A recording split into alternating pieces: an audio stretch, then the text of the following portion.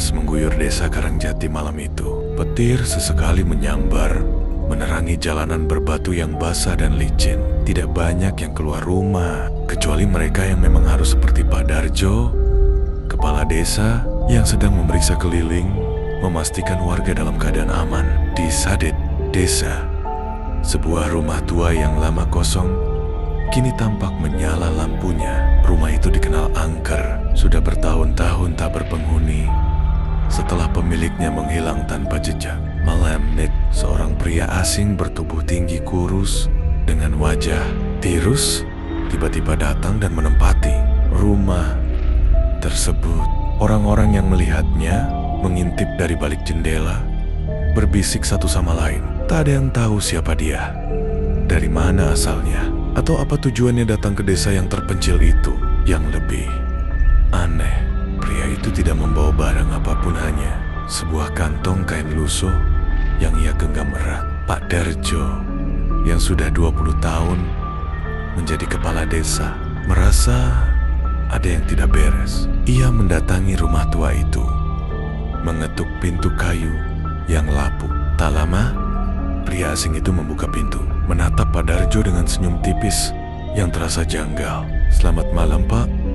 Saya Raden," katanya dengan suara pelan, hampir berbisik. Pak Darjo mencoba mengamati wajahnya dalam cahaya lampu temaram. Ada sesuatu di matanya yang membuat bulu kuduk meremang sorot yang dalam, seolah ada sesuatu yang bersembunyi di baliknya. "Anda datang dari mana?" tanya Pak Darjo dengan nada hati-hati. "Dari tempat yang tidak perlu disebutkan, Pak," jawab Raden sambil tersenyum samar. Jawaban itu membuat dada Pak Darjo terasa dingin. Ada perasaan tidak nyaman yang menyusup dalam benaknya. Tapi ia tidak ingin membuat kesan buruk. Ia hanya mengangguk, memberi salam, lalu pergi meninggalkan rumah itu dengan pikiran yang penuh tanda tanya. Namun, sejak malam itu, sesuatu mulai berubah di desa. Tanda-tanda kedatangan sesuatu. Keesokan harinya, anak-anak yang bermain di sungai melihat sesuatu yang aneh. Air yang biasanya jernih tiba-tiba menjadi keruh dan berwarna kemerahan, seperti bercampur darah. Ibu-ibu yang mencuci di tepi sungai pun terkejut dan buru-buru pulang dengan wajah pucat. Di malam yang sama, suara-suara aneh terdengar dari hutan di pinggiran desa. Teriakan lirih, seperti seseorang yang sedang memanggil, menggema di antara pepohonan. Tidak ada yang berani keluar rumah. Lalu, satu persatu hewan peliharaan warga mulai menghilang. Kucing, anjing, bahkan ayam di kandang lenyap tanpa jejak. Pak Darjo mulai curiga bahwa kedatangan pria asing itu bukan kebetulan. Ia mengumpulkan beberapa orang kepercayaannya, Karyo, dukun kampung, Surti, wanita tua yang dikenal memiliki firasat tajam, dan Manto, pemuda pemberani yang sering membantu Pak Darjo dalam urusan desa. "Ada sesuatu yang tidak beres, Pak," kata Surti dengan suara gemetar. "Saya mimpi buruk semalam. Saya melihat bayangan hitam berdiri di tengah desa tanpa wajah, hanya mata merah yang bersinar." Pak Darjo menelan ludah. Ia merasakan sesuatu yang selama ini hanya diceritakan dalam legenda, sesuatu yang tidak boleh disebut namanya. Dan ia tahu, jika legenda itu benar, maka desa ini dalam bahaya besar. Malam itu, suasana di desa Karangjati semakin mencekam. Setelah kejadian aneh di sungai dan suara-suara misterius dari hutan, warga semakin waspada. Tidak ada yang berani keluar setelah matahari terbenam. Pak Darjo bersama Karyo si dukun kampung, Surti si wanita tua dengan firasat tajam, dan Manto pemuda pemberani berkumpul di rumah kepala desa. Wajah mereka tegang, terutama setelah Surti mengungkapkan mimpinya tentang bayangan hitam bermata merah. "Aku pernah dengar cerita tentang ini, Pak," kata Karyo sambil menyalakan rokoknya. "Dulu, puluhan tahun lalu, pernah ada yang datang ke desa ini, orang asing seperti Raden itu." Pak Darjo menatapnya dalam-dalam. "Dan apa yang terjadi?" Karyo menarik napas dalam lalu berbisik. "Jangan pernah menyebut namanya, Pak. Itu yang membuatnya semakin kuat.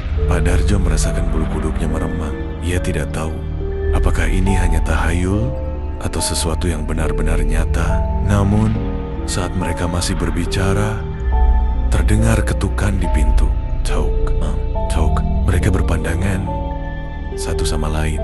Jam di dinding menunjukkan pukul 12 malam. Siapa yang datang di jam segini? Manto menggenggam pisau kecil yang ia simpan di balik bajunya, lalu berdiri mendekati pintu. Dengan hati-hati, ia membuka sedikit celah dan mengintip. Di luar, berdiri seorang anak kecil Anwar. Boka berusia 7 tahun dari ujung desa. Tubuhnya basah kuyup, matanya kosong, dan bibirnya bergetar. "Anwar, kenapa kamu di sini?" tanya Pak Darjo. "Membiarkan bocah itu masuk?" Anwar tidak menjawab. Ia hanya menatap mereka satu persatu. Lalu dengan suara gemetar, ia berbisik, "Dia ada di belakang rumahku." Kehilangan di malam kelam. Tanpa berpikir panjang, Pak Darjo dan yang lain segera berlari ke rumah keluarga Anwar. Ketika mereka tiba, mereka menemukan ayah dan ibunya terduduk di lantai. Wajah mereka pucat basi. "Dia help," seru ayah Anwar dengan suara bergetar. Karyo segera menyebarkan kemenyan di sekitar rumah, lalu duduk bersila di tengah ruangan. Matanya terpejam, mulutnya berkomat kamit. Kemudian, tiba-tiba, ia tersentak. Dia ada di sini. Semua orang menegang. Manto menggenggam pisau di tangannya lebih erat. Surti mulai melantunkan doa pelan-pelan. Pak Darjo menoleh ke arah jendela dan saat itulah ia melihatnya. Sosok tinggi kurus berdiri di luar. Matanya merah menyala menembus kegelapan. Bayangannya melayang di tanah. Tak memiliki kaki. Bibirnya bergerak tanpa suara, seolah sedang menyebut sesuatu. Dan saat itu juga, angin kencang bertiup masuk, memadamkan semua lampu di dalam rumah. Angin yang tiba-tiba menerpa ruangan membuat lilin yang menyala padam seketika. Suasana rumah keluarga Anwar berubah menjadi gelap gulita. Hanya suara napas tertahan dan desir angin dari celah jendela yang terdengar. Pak Darjo meraba-raba kantung bajunya, mencari korek api. Tangannya gemetar. Ketika api kecil dari korek menyala, ia melihat wajah orang-orang di sekitarnya. Surti memejamkan mata sambil menggenggam tasbih erat. Karyo masih duduk bersila dengan mata terpejam, sementara Manto berdiri di dekat pintu dengan pisau kecil di tangannya. Namun, ada satu hal yang aneh. Anwar, bocah itu kini berdiri kaku di sudut ruangan. Matanya kosong menatap ke arah jendela yang terbuka. Mulutnya sedikit terbuka, seperti sedang berbisik pelan. Pak Darjo merasa merinding. Ia berjalan mendekati bocah itu dan menyentuh bahunya. Anwar tidak merespons, tapi dari luar jendela terdengar suara lirih yang mengulang-ulang kata-kata yang sama dengan yang diucapkan Anwar. Pak Darjo menelan ludah. Dengan perlahan, ia menoleh ke arah luar. Di luar, berdiri sosok tinggi kurus dengan mata merah menyala. Senyumnya semakin lebar, seakan menikmati rasa takut yang memenuhi ruangan. Bam! Manto menutup jendela dengan keras dan mengunci rapat. "Pak, kita nggak bisa diam di sini. Kita harus lakukan sesuatu." Karyo membuka matanya. Wajahnya yang biasanya tenang, kini tampak tegang. Dia sudah masuk ke dalam kepala anak ini. Katanya sambil menatap Anwar, "Kita harus segera mengusirnya sebelum terlambat." Pak Darjo mengangguk. "Apa yang harus kita lakukan?" Karyo menghela napas panjang. "Kita harus mencari akar dari semua ini. Sesuatu telah membangunkannya, dan aku yakin semua ini berhubungan dengan orang asing itu, Raden." Surti mengangguk setuju. "Aku pernah mendengar cerita ini, Pak. Jika makhluk itu sudah menyebut nama seseorang, maka orang itu akan menjadi miliknya." Pak Darjo merinding. Apa mungkin nama yang disebut makhluk itu adalah nama istrinya Anwar? Mencari jawaban di rumah Raden tanpa membuang waktu, mereka memutuskan untuk pergi ke rumah Raden. Saat mereka keluar dari rumah Anwar, suasana desa terasa lebih mencekam. udara malam terasa lebih dingin, dan suara jangkrik yang biasanya riuh kini menghilang sepenuhnya. Mereka berjalan cepat melewati jalan berbatu hingga sampai di depan rumah tua yang kini dihuni oleh Raden. Lampu di dalam rumah itu masih menyala, tapi jendelanya tertutup rapat. Manto mengetuk pintu keras-keras. Tok, tok, tok. Tidak ada jawaban. Pak Darjo mencoba memutar gagang pintu. Terkunci. Kita nggak bisa menunggu lebih lama, kata Karyo. Dengan gerakan cepat, ia mengambil segenggam garam dan menaburkannya ke pintu, lalu menggumamkan mantra. Perlahan, pintu yang tadinya terkunci mulai berderit terbuka. Mereka melangkah masuk.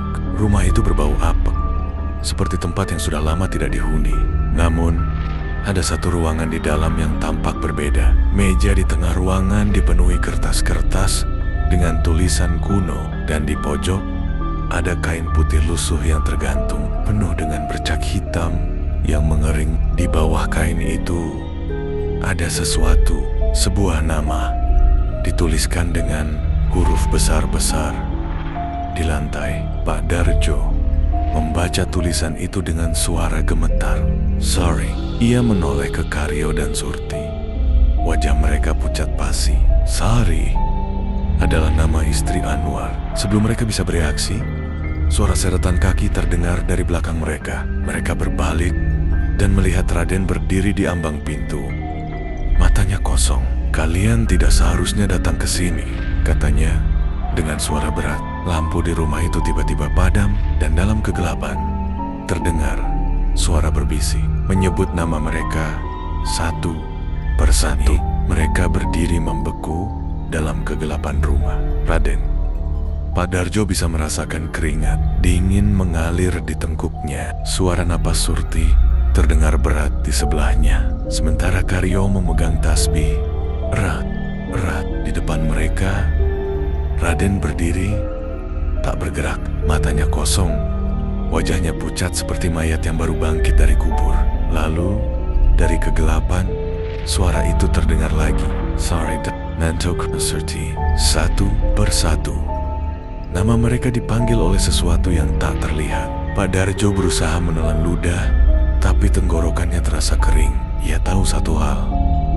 Mereka tidak boleh menjawab. Namun, Manto yang sudah kehilangan kesabaran berteriak, "Siapa kau sebenarnya?" Seketika, rumah itu berguncang hebat. Pintu dan jendela tertutup dengan sendirinya. Suara langkah kaki terdengar dari langit-langit. Tok, tok, tok, because you're wrong. Etausi berjalan di atas mereka. Surti menggenggam tangan Pak Darjo dengan erat. "Kita harus keluar dari sini, Pak," bisiknya gemetar. Karyo mengangguk. "Tapi kita tidak boleh terburu-buru. Jangan sampai dia tahu kita ketakutan." Mereka mulai mundur perlahan ke arah pintu. Raden masih berdiri diam di depan mereka, tidak bereaksi sama sekali. Tapi saat mereka semakin dekat dengan pintu, sesuatu terjadi. Mata Raden bergerak, langsung menatap ke arah mereka. Melatnya tiba terbuka lebar terlalu lebar untuk ukuran manusia, dan dari dalamnya keluar suara lengkingan mengerikan yang memekakan telinga. Tiba-tiba lampu di ruangan itu menyala kembali, dan sosok tinggi kurus dengan mata merah berdiri tepat di belakang Raden, tersenyum lebar. Lari Darimat. Tanpa pikir panjang, Pak Darjo menarik tangan Surti dan berlari keluar rumah. Karyo dan Manto menyusul di belakang. Saat mereka melewati halaman rumah, suara tertawa mengerikan bergema di belakang mereka. Pak Darjo menoleh sesaat dan melihat sesuatu yang membuat darahnya membeku. Raden tidak lagi berdiri di pintu. Ia kini melayang di udara. Tubuhnya tertekuk dengan posisi aneh. Matanya menatap tajam ke arah mereka, dan di belakangnya sosok gaib itu semakin jelas. Tingginya lebih dari 2 meter. Tubuhnya kurus kering seperti mayat hidup, dengan tangan panjang menjuntai ke tanah. Matanya merah bersinar, mulutnya menyeringai lebar Dengan deretan gigi tajam berwarna hitam, makhluk itu mulai melangkah. Karyo berteriak, "Jangan melihat ke belakang!" Si Pat lari. Mereka berlari sekuat tenaga menuju rumah Pak Darjo. Nafas mereka memburu. Kaki mereka hampir tersandung di jalan berbatu. Tapi suara langkah di belakang mereka semakin mendekat. Surti menangis terisak. "Pak, aku nggak kuat." Pak Darjo menggenggam tangan istrinya lebih erat. "Kita harus terus lari, Bu. Jangan berhenti." Rumah mereka sudah terlihat di depan mata. Tapi sebelum mereka sampai di halaman rumah, angin kencang tiba-tiba menghantam tubuh mereka, membuat mereka terhempas ke tanah. Pak Darjo mencoba bangkit, tapi tubuhnya terasa berat. Ada sesuatu yang menekan pundaknya. Dan melihat makhluk itu kini berdiri tepat di atasnya. Matanya bertemu dengan tatapan makhluk itu, dan dalam sekejap kepalanya terasa berputar. Pandangannya mulai kabur. Suara di sekitarnya menghilang. Sebelum kesadarannya lenyap, ia hanya mendengar suara berbisik, "Darjo, waktumu sudah habis." Pak Darjo terbangun dengan tubuh gemetar. Jantungnya berdegup kencang. Napasnya tersengal-sengal. Ia berusaha mengingat apa yang terjadi. Bayangan terakhir yang ia lihat adalah sosok mengerikan itu berdiri tepat di atasnya, membisikkan namanya dengan suara yang nyaris tidak terdengar. Sekarang ia berada di dalam rumahnya, berbaring di atas tikar. Cahaya lampu minyak di sudut ruangan berkerlip, menciptakan bayangan panjang yang bergerak di dinding. Ia menoleh ke samping dan melihat Surti duduk di lantai, memegangi tangannya dengan wajah cemas. "Pak," akhirnya sadar juga. Suara Surti bergetar. Di sudut ruangan, Karyo dan Manto berdiri tegang. Mereka tampak lelah dan ketakutan, seperti baru saja mengalami sesuatu yang mengerikan. Pak Darjo mencoba bangkit, tapi kepalanya masih pusing. "Apa yang terjadi?" Karyo menelan ludah sebelum menjawab. "Pak Darjo, kita semua berhasil sampai ke rumah ini." Tapi ia melirik ke arah pintu. Suaranya mengecil. Makhluk itu belum pergi. Tok, tok. Suara ketukan terdengar dari luar rumah. Semua orang membeku. Surti menggenggam lengan Pak Darjo lebih erat. Manto bergerak mundur ke arah dinding, sementara Karyo langsung mencabut pisau kecil dari ikat pinggangnya. Tok, tok. Ketukan itu semakin keras. Kemudian suara berbisik terdengar dari luar. Buka pintunya." Surti menangis tertahan. Pak Darjo menatap Karyo dan menggeleng cepat, memberi isyarat agar mereka tidak melakukan apapun. Tapi kemudian sesuatu yang lebih mengerikan terjadi. Dari dalam rumah, dari balik dinding, suara yang sama kembali terdengar. Buka pintunya." Suara itu tidak lagi berasal dari luar. Kini ia datang dari dalam rumah mereka sendiri. Makhluk yang mengikuti. Pak Darjo merasa seluruh tubuhnya membeku. Ia menyadari satu hal yang lebih menakutkan daripada apapun. Makhluk itu telah berhasil masuk ke dalam rumah mereka. Karyo meremas pisau di tangannya. Wajahnya pucat pasi. "Pak, kita harus keluar dari sini." Pak Darjo mengangguk. Pelan, "Jangan buat suara." Mereka mulai bergerak ke arah pintu belakang, berusaha tidak menimbulkan suara sekecil apapun. Tapi saat mereka hampir sampai, suara langkah kaki terdengar di lantai kayu rumah itu. "Kalian tidak bisa lari." Pak Darjo membalikkan badan dengan perlahan dan melihat sesuatu yang membuat darahnya berhenti mengalir. Di sudut ruangan, di bayangan yang sebelumnya kosong, berdiri sesosok makhluk tinggi kurus dengan wajah yang tidak berbentuk. Tubuhnya hitam pekat, matanya merah, menyala, dan mulutnya perlahan merekat, membentuk senyum yang semakin lebar dan lebar, lebih besar dari ukuran wajahnya. Lalu, ia bergerak, bukan berjalan, bukan berlari, tapi meluncur ke arah mereka, seperti bayangan yang terlepas dari dunia nyata. Pak Darjo segera menarik tangannya dan mendorong pintu belakang dengan paksa. Pintu itu terbuka. dan mereka semua berlari keluar, meninggalkan rumah yang kini terasa seperti sarang kematian. Dari dalam, suara tawa mengerikan bergema di udara malam, dan saat mereka menoleh ke belakang, rumah itu kini kosong. Tidak ada siapa-siapa, tidak ada tanda-tanda makhluk itu, tidak ada suara, hanya sanyit. Namun Pak Darjo tahu satu hal ini belum selesai. Mereka berlari tanpa henti.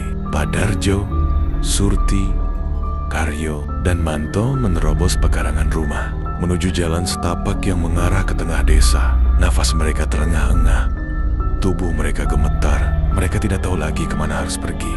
Di belakang mereka, rumah kayu tempat mereka bersembunyi tadi berdiri dalam kesunyian. Tidak ada suara, tidak ada pergerakan, seakan tidak pernah terjadi apa-apa. Tapi mereka semua tahu makhluk itu masih ada. "Pak, kita harus ke rumah Pak Lurah," seru Karyo.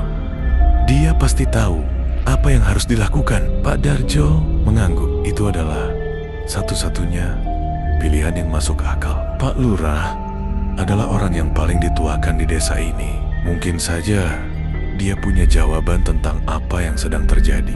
Namun sebelum mereka bisa melangkah lebih jauh, sesuatu yang mengerikan terjadi.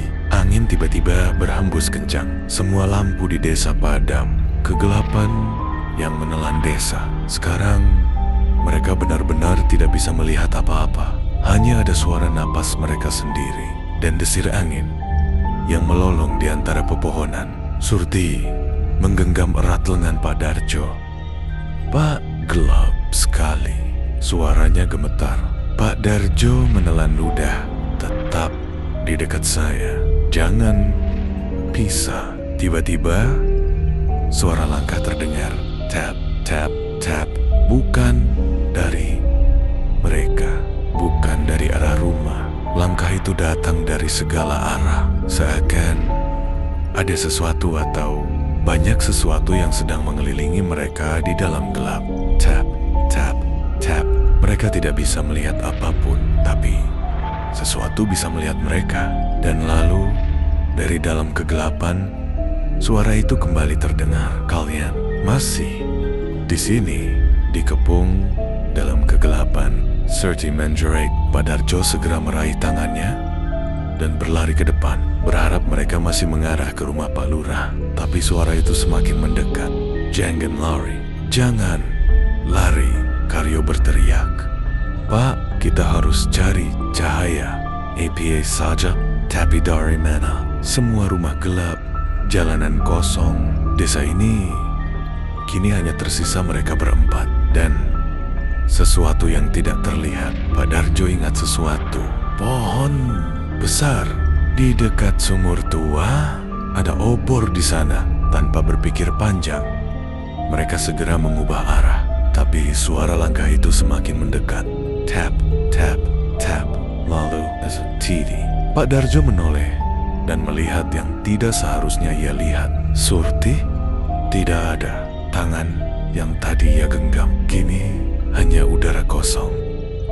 Surti. Pak Darjo menoleh ke samping, tapi Surti sudah tidak ada. Tangan yang tadi ia genggam kini hanya menggenggam udara kosong. Dadanya bergemuruh. Keringat dingin mengalir di pelipisnya. "Asti," teriak Karyo. "Di mana kau?" Namun tak ada jawaban. Angin berdesir, membawa bisikan samar yang terdengar dari segala arah. "Bukan milik kalian." Suara itu begitu pelan, hampir seperti desahan, namun memenuhi udara di sekitar mereka. Pak Darjo merasakan bulu kuduknya meremang. Ia tidak tahu suara itu berasal dari mana, tapi satu hal yang pasti, mereka tidak sendirian. Surti dan bayangan di sumur. Sementara itu, Surti berdiri di depan sumur tua. Dia tidak ingat bagaimana bisa berada di sana. Detik lalu, dia masih menggenggam tangan Pak Darjo. Lalu, tiba-tiba, dia ada di tempat ini. Nesnedarian, Pak Darjo. Suaranya bergetar, angin bertiup dingin, dan dedaunan di sekeliling berdesir pelan. Di dalam sumur, ada suara ceklek, ceklek, seperti kuku yang menggaruk-garuk batu. "Surti, mundur selangkah. Nafasnya semakin berat. Tiba-tiba, sesuatu bergerak di dalam sumur. Surti tidak bisa melihatnya dengan jelas, tapi bayangan hitam itu perlahan naik ke atas. Kamu memanggil nama dipisahkan oleh makhluk tak terlihat. Pak Darjo, Karyo, dan Manto berlari menuju sumur tua. Mereka tidak bisa kehilangan Surti. Tidak di saat seperti ini. Ketika mereka sampai di sana, mereka melihatnya. Surti berdiri diam, menatap ke dalam sumur. Sturdy. Manto langsung berlari, mendekat. Tapi ada sesuatu yang menghalanginya. Sesuatu yang tidak terlihat. Begitu Manto mendekati Surti, tubuhnya terpental ke belakang, seolah dihantam dinding tak kasat mata. Brak. Manto jatuh terguling di tanah, terbatuk keras. Pak Darjo dan Karyo langsung menariknya berdiri. Dia tidak bisa mendengar kita, kata Pak Darjo. Surti memang hanya diam, tidak bergerak, tidak menoleh, hanya menatap ke dalam sumur dengan mata kosong. Lalu, tiba-tiba, Surti tersenyum. Senyum yang bukan miliknya. Senyum yang terlalu lebar. Senyum yang bukan milik manusia. Senyum itu masih ada di wajah Surti. Senyum yang terlalu lebar, terlalu menakutkan. Seolah bibirnya ditarik oleh tangan tak terlihat ke arah telinga. Mata Surti tetap kosong. Tak ada kehidupan di sana. Surti, Karyo mencoba berteriak, berharap bisa membangunkannya. Tapi Surti tetap diam. Dia bahkan tidak berkedip. Di belakangnya, sumur tua itu mengeluarkan suara aneh. Ceklek, ceklek, seperti kuku panjang yang menggaruk dinding batu. Manto, Pak Darjo, kita harus tarik dia keluar dari sana. Pak Darjo mengangguk. Mereka tak bisa membiarkan Surti berdiri terlalu lama di dekat sumur itu. Tapi begitu mereka melangkah maju, Surti tiba-tiba berbicara. Suara yang keluar bukan suaranya. Kenapa kalian mencariku? Suara yang datang dari kegelapan. Manto tertegun. Tapi yang berbicara bukanlah Surti. Suaranya terdengar berat, bergema, seolah berasal dari dalam sumur. Tiba-tiba, Surti menoleh dengan sangat cepat. Gerakannya tidak wajar, seperti lehernya tidak memiliki tulang. Karyo mundur selangkah. Ada sesuatu yang menguasai tubuh Surti. Jangan mendekat. Pak Darjo memperingatkan. Surti berjalan maju. Langkahnya lambat, seperti boneka yang digerakkan oleh sesuatu yang tak terlihat. Lalu dia berbicara lagi. Kalian semua memanggil namaku. Tangan-tangan dari dalam sumur. Angin tiba-tiba bertiup kencang. Dedaunan, peterbangan, ranting-ranting bergoyang liar. Lalu ceklek, ceklek. Suara dari dalam sumur semakin keras. Pak Darjo menatap ke dalam sumur dan melihat sesuatu bergerak di bawah sana. Tangan, tangan hitam. Mereka keluar dari kegelapan, mencakar dinding sumur, naik ke permukaan. Karyo langsung menarik tangan Surti dengan paksa. Surti, kita harus pergi. Tapi Surti tertawa, bukan tawa manusia. Tawa itu dalam dan menyeramkan, bergema di seluruh desa. Dan tiba-tiba sesuatu dari dalam sumur mencengkeram pergelangan kakinya. Surti, matanya kembali normal. Wajahnya dipenuhi ketakutan. Ampun, tolong aku. Tapi sudah terlambat. Makhluk itu menariknya ke dalam sumur. Pak Darjo, Karyo, dan Manto hanya bisa menatap dengan ngeri saat tubuh Surti terseret ke dalam kegelapan. Dan dalam sekejap, Dea menggeleng.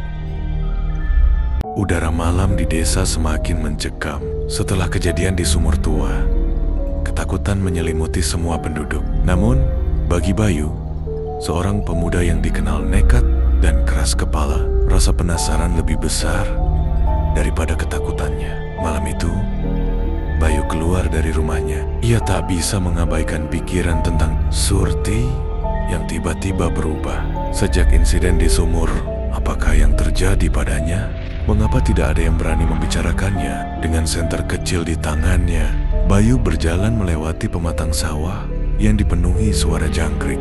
Hanya ada cahaya bulan samar yang menerangi jalannya. Ia menuju hutan kecil di pinggiran desa, tempat yang sering disebut sebagai Tanah Larangan. Sejak kecil, orang-orang selalu melarangnya masuk ke sana. Tapi Bayu tidak percaya takhayul. Ia terus berjalan hingga tiba-tiba tap, tap, tap. Langkah kakinya terhenti. Di tanah berlumpur di hadapannya ada jejak kaki. Namun, bentuknya bukan seperti jejak manusia biasa. Jari-jarinya panjang dan ada bekas cakaran dalam di sekitar lumpur. Seakan sesuatu berjalan dengan kuku yang sangat tajam. Bayu menelan ludah. Jejak apa ini? Ia mengarahkan senter ke arah hutan. Kabut tipis mulai turun, membuat suasana semakin ganjil. Namun, sesuatu yang lebih menyeramkan membuat jantungnya berdetak kencang. Di antara pepohonan, ada sosok tinggi dengan mata merah menyala, berdiri diam, menatapnya. Sosok itu tidak bergerak, tidak bersuara, tapi Bayu bisa merasakan tatapannya yang mengancam. Pelan-pelan, Bayu melangkah mundur. Tapi saat ia menginjak ranting kering, crack, sosok itu tiba bergerak. Dalam hitungan detik, Bayu berlari secepat yang ia bisa. Nafasnya memburu, jantungnya seperti ingin meledak. Ia bisa mendengar suara langkah kaki di belakangnya, mengikuti dengan kecepatan yang tidak wajar. Bayu menoleh sekilas, dan hampir saja ia jatuh. Sosok itu semakin dekat. Tubuhnya tinggi, lebih tinggi dari manusia biasa. Jarinya panjang seperti cakar, dan wajahnya samar, seperti ditutupi kabut pekat. Bayu tidak peduli lagi kemana arah tujuannya. Ia hanya berlari. Sampai di kejauhan, ia melihat sebuah gubuk tua di tengah hutan. Lampunya remang-remang, dan pintunya sedikit terbuka. Tidak ada pilihan lain. Bayu langsung menerobos masuk, menutup pintu, dan mengunci rapat. Ia menempelkan telinganya ke pintu, menahan napas. Di luar, suara langkah kaki itu berhenti. Sepi. Bayu mundur. Perlahan, kakinya menyentuh sesuatu. Ketika ia menoleh ke bawah, jantungnya hampir berhenti. Di lantai gubuk itu, ada jejak kaki yang sama seperti yang ia lihat di hutan tadi. Dan jejak itu mengarah ke belakangnya. Bayu membeku. Dari sudut ruangan yang gelap, terdengar suara napas berat. Dan kemudian, suara berbisik. Kau tidak seharusnya datang ke sini. Langkah-langkah kaki Rio terdengar, beradu dengan tanah lembab di dalam hutan. Nafasnya tersengal. Jantungnya berdetak begitu kencang seolah ingin meledak. Bayangan hitam yang terus membuntutinya semakin mendekat. Ia tidak tahu sudah berapa jauh ia berlari dari desa. Yang jelas, pepohonan di sekelilingnya terasa semakin asing dan menyesakkan. Tiba-tiba, Rio melihat sesuatu yang aneh di depan. Sebuah gerbang kayu tua berdiri di antara dua pohon besar, diukir dengan simbol-simbol yang tidak pernah ia lihat sebelumnya. Seolah tanpa kendali, kakinya terus melangkah mendekat. Ketika ia mengulurkan tangan untuk menyentuh ukiran di gerbang itu, suara perempuan lirih terdengar di belakangnya. Jangan masuk. Jangan sampai kau melewati perbatasan.